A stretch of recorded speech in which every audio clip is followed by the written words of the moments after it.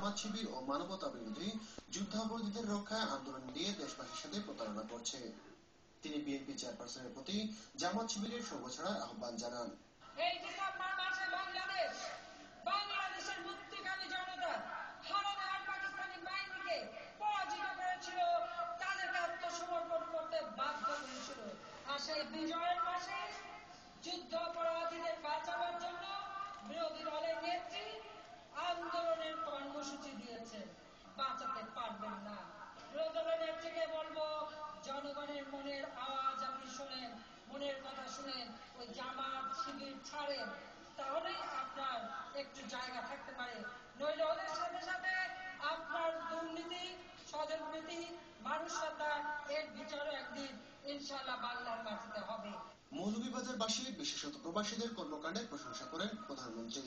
প্রতিটি গণতান্ত্রিক আন্দোলন ও দুঃসময়ে পাশে থাকার জন্য তিনি প্রবাসীদের প্রতি কৃতজ্ঞতা জানান। প্রবাসী ভাইয়েরা আমাদের মুক্তিযুদ্ধ থেকে শুরু করে প্রতিটি আন্দোলন সংগ্রামে আমাদের সাথে ছিল।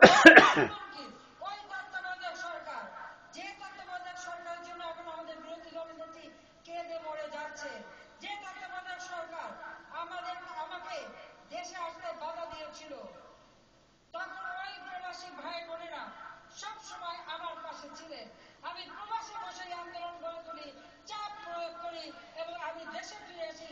আমার সাথে প্রায় 100-র মতো প্রবাসী ভাই বোনেরা আমার সাথে বাংলাদেশে সেই দিন জীবনের ঝুঁকি দিয়েও ফিরে এসেছিলেন। কাজে তাদের সকলের প্রতি আমি আমার কৃতজ্ঞতা জানাই।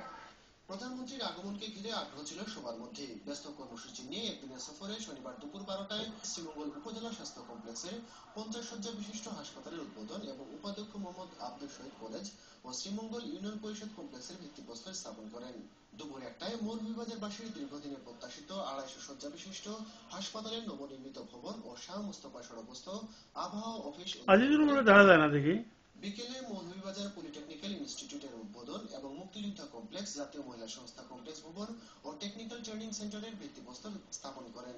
এ সময় আরো উপস্থিত ছিলেন স্থানীয় সরকার মন্ত্রী সৈয়দ আশরাফুল ইসলাম, আওয়ামী লীগের মুখপাত্র মাহবুবুল আলম হানিফ, দপ্তরবিহীন মন্ত্রী সুরঞ্জিত সেনগুপ্ত, সাংসদ সৈয়দ মহসিন আলী, মাহমুদুজ্জামান চৌধুরী, এম শাহাবুদ্দিন আহমদ, জেলা প্রশাসক মোস্তাফিজুর রহমান, জেলা আওয়ামী লীগ সম্পাদক নেছার আহমদ সহ সংশ্লিষ্ট বিভাগের কর্মকর্তা ও দলীয় নেতৃবৃন্দ।